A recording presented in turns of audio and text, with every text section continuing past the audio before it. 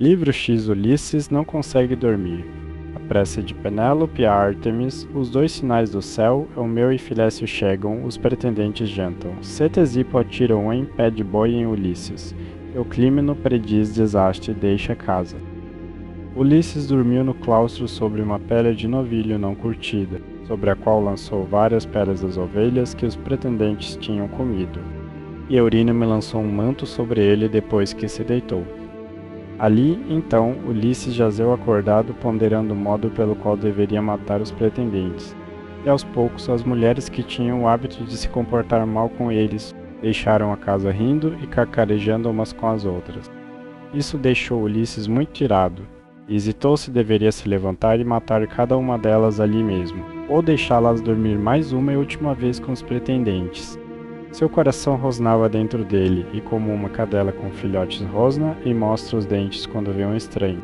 Assim, seu coração rosnava de raiva pelos atos malignos que estavam sendo feitos. Mas bateu no peito e disse: Coração, fica quieto. Tiveste pior do que isto para suportar no dia em que o terrível Ciclope devorou teus bravos companheiros. Ainda assim o suportaste em silêncio até que tua astúcia te tirasse em segurança da caverna, embora tivesse certeza de ser morto. Assim repreendeu seu coração.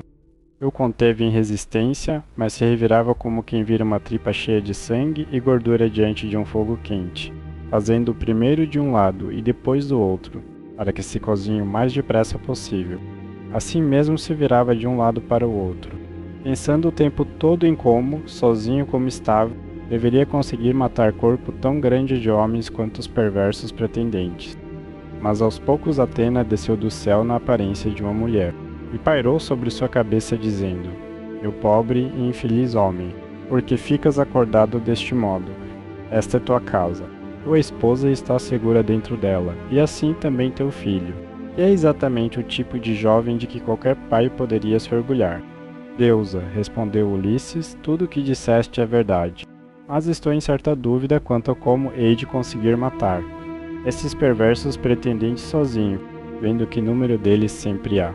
E há esta dificuldade adicional, que é ainda mais considerável. Supondo que com a ajuda de Zeus e a tua eu consiga matá-los, devo te pedir que consideres para onde hei de escapar de seus vingadores quando tudo tiver terminado.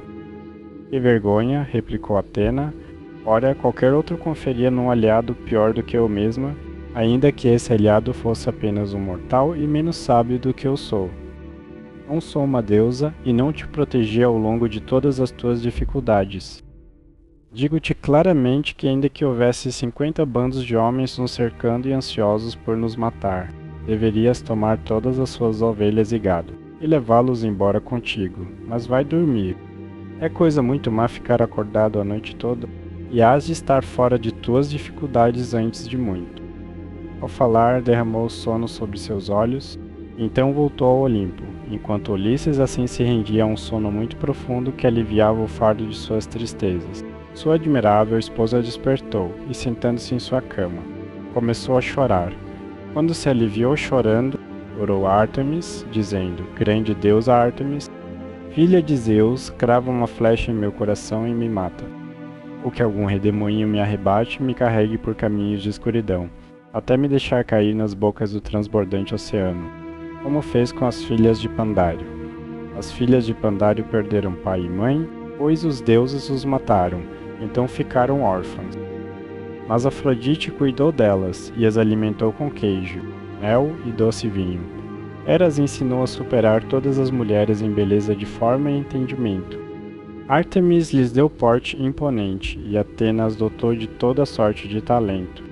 Mas um dia, quando Afrodite subir ao Olimpo para ver Zeus sobrecasá-las, pois bem sabe ele tanto o que há de acontecer quanto o que não há de acontecer a cada um, os ventos da tempestade vieram e as arrebataram para se tornarem servas das temíveis Eríneas.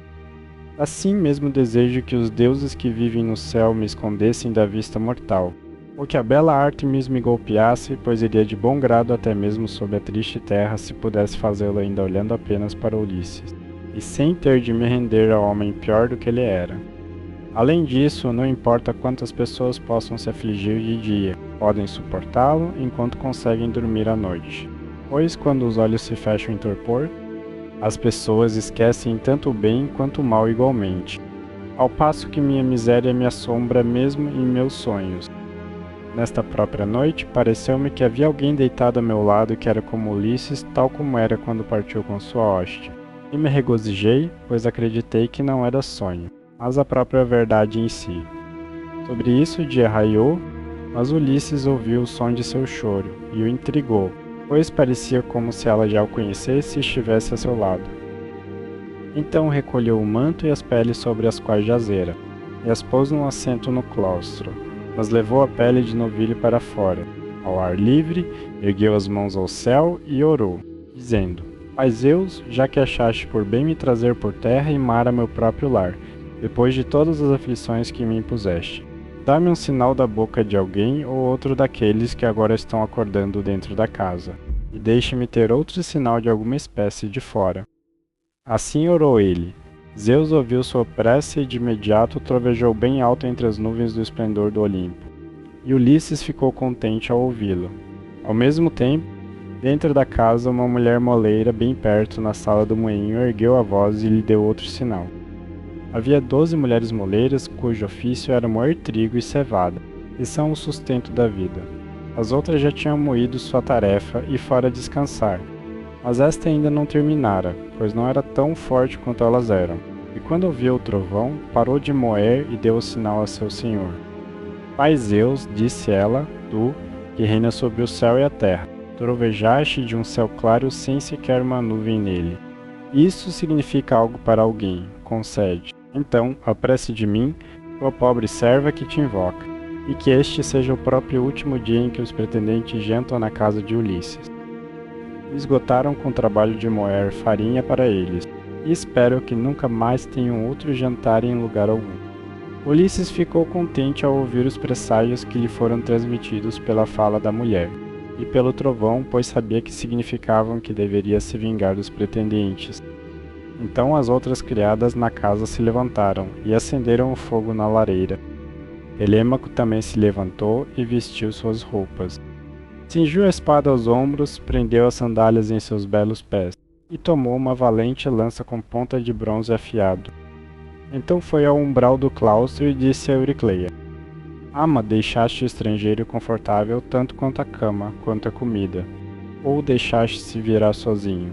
Pois minha mãe, boa mulher embora seja, tem o hábito de prestar grande atenção a pessoas de segunda categoria e negligenciar outros que na realidade são homens muito melhores.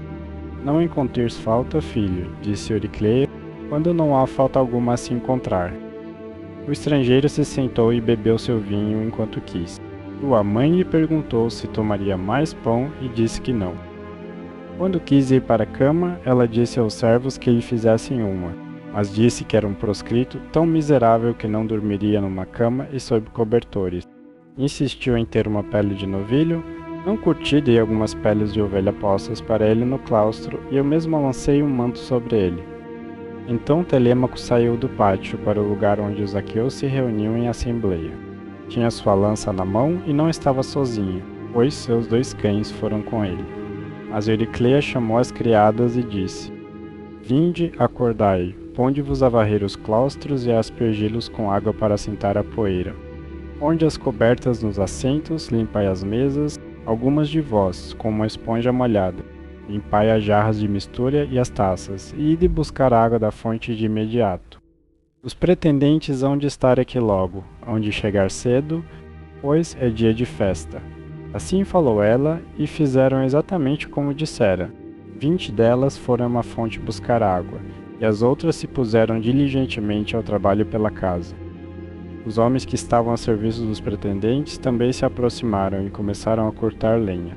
Aos poucos as mulheres voltaram da fonte, e o porqueiro veio depois delas com os 3 melhores porcos que pôde escolher.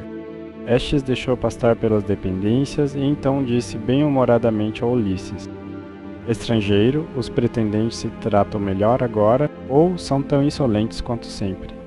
Que o céu, respondeu Ulisses, lhes retribua a maldade com que agem arrogantemente na casa de outro homem sem senso algum de vergonha. Assim conversaram. Enquanto isso, Melâncio, o pastor de cabras, se aproximou.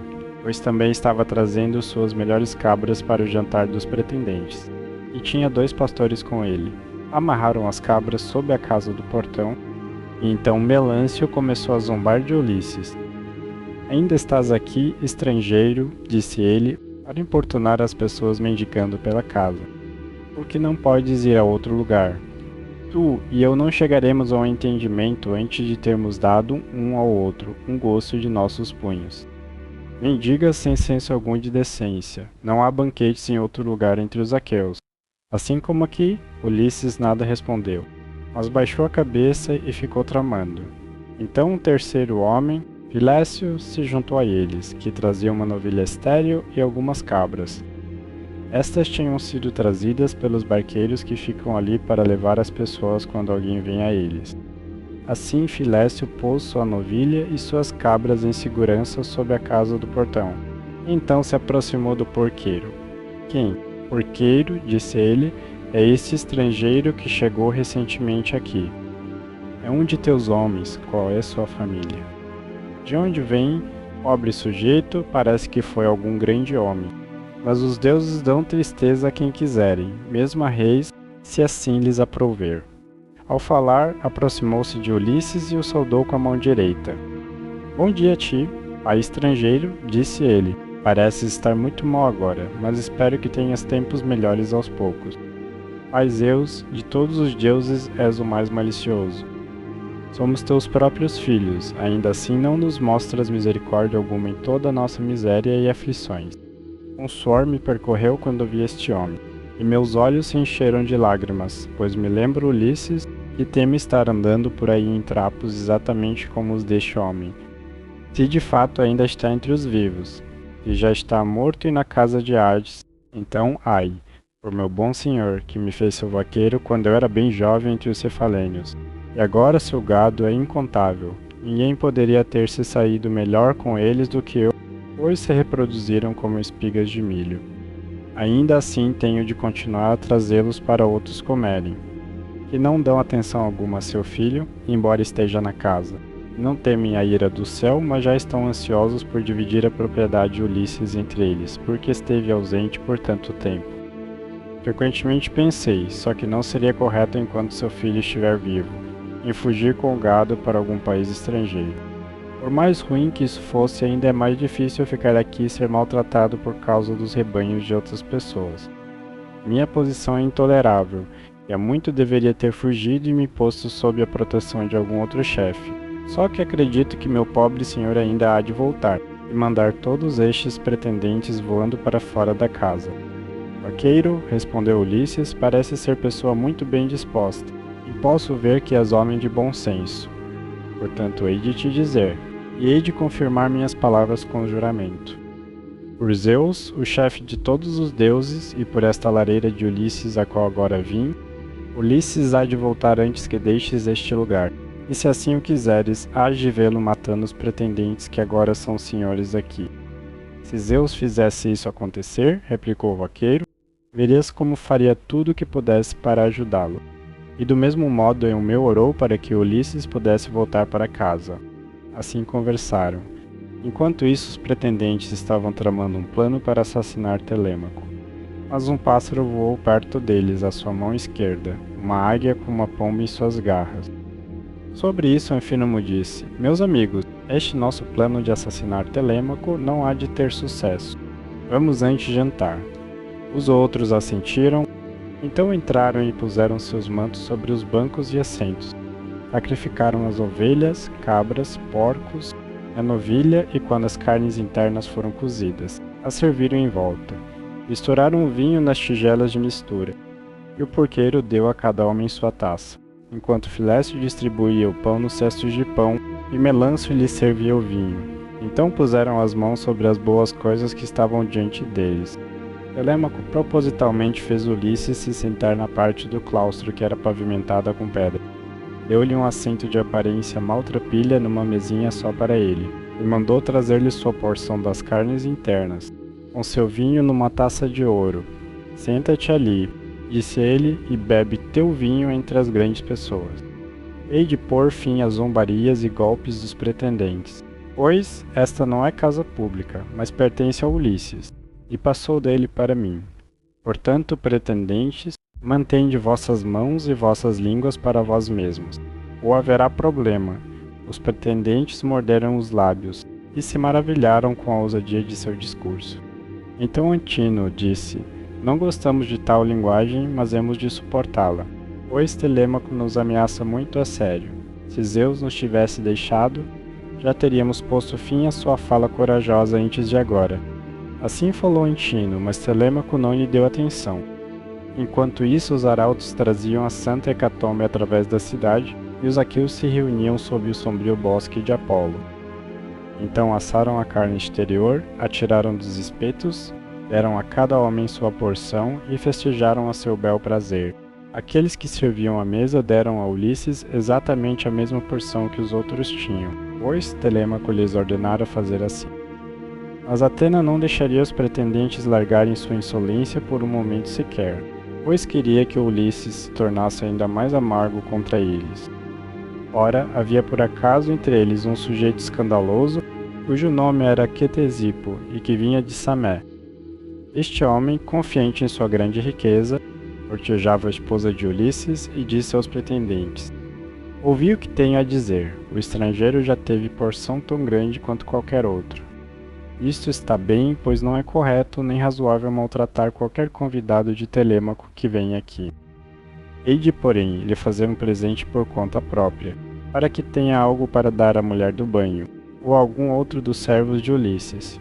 Ao falar, pegou um pé de novilha do cesto de carne que jazia, e o atirou em Ulisses, mas Ulisses virou a cabeça um pouco para o lado, e o evitou, sorrindo taciturnamente à moda sardinha enquanto o fazia, e atingiu a parede, não a ele. Sobre isso, Telêmaco falou ferozmente a Ctesipo. É boa coisa para ti, disse ele, e o estrangeiro tenha virado a cabeça de modo que o erraste. Se o tivesses atingido, eu te teria atravessado com minha lança, e teu pai teria de cuidar de te enterrar em vez de te casar nesta casa.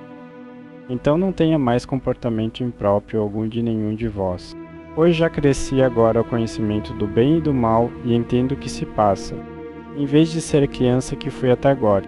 Há muito tenho visto vós matarem minhas ovelhas e usarem livremente meu trigo e vinho. Suportei isso, pois um homem não é páreo para muitos. Mas não me façais mais violência alguma. Ainda assim, se quiserdes me matar, matai-me. Preferiria muito mais morrer do que ver tais cenas vergonhosas dia após dia, convidados insultados e homens arrastando as criadas pela casa de modo impróprio. Todos guardaram silêncio até que por fim Agelau, filho de Damastor, disse: Ninguém deveria se ofender com o que acaba de ser dito, nem contestá-lo, pois é bastante razoável. Deixai, portanto, de maltratar o estrangeiro, ou qualquer outro dos servos que estão pela casa. Eu diria, porém, uma palavra amigável a Telêmaco e sua mãe, que confio possa se recomendar a ambos, enquanto, eu diria, tivesses fundamento para esperar que Ulisses um dia voltasse para casa. Ninguém poderia se queixar de tua espera de sofreres os pretendentes estarem em tua casa. Teria sido melhor que ele tivesse voltado, mas agora está suficientemente claro que jamais o fará. Portanto, conversa tudo isso tranquilamente com tua mãe, e diz-lhe que se case com o melhor homem, é aquele que lhe fizer a oferta mais vantajosa.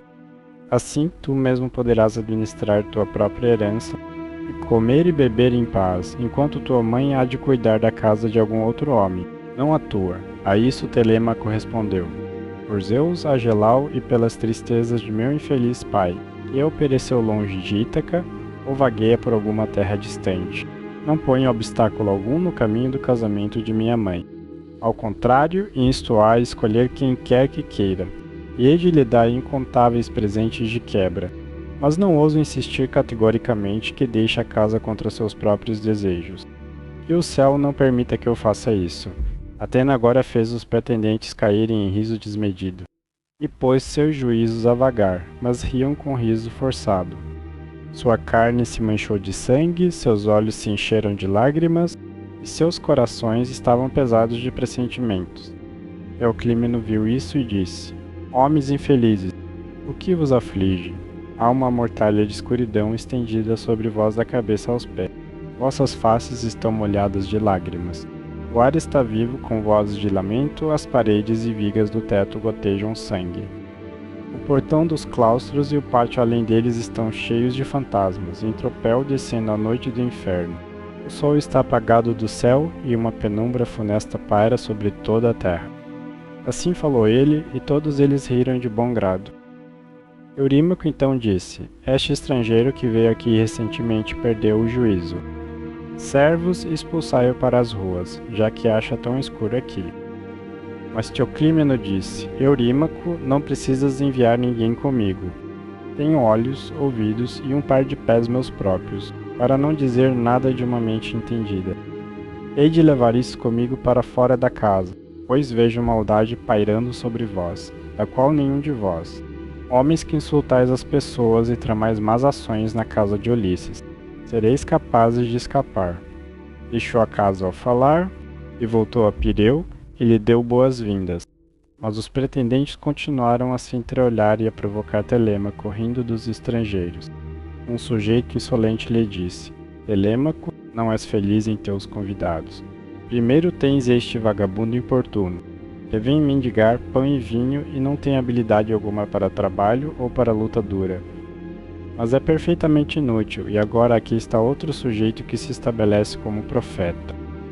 Deixa-me te persuadir, pois será muito melhor pô-los a bordo de um navio e enviá-los aos ciclos para vender pelo que renderem. Telêmaco não lhe deu atenção, mas ficou sentado em silêncio, observando seu pai, esperando a cada momento que começasse seu ataque contra os pretendentes.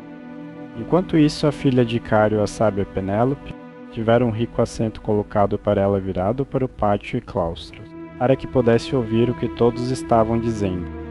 O jantar de fato fora preparado em meio a muita alegria, fora tanto bom quanto abundante, pois tinham sacrificado muitas vítimas. Mas a ceia ainda estava por vir.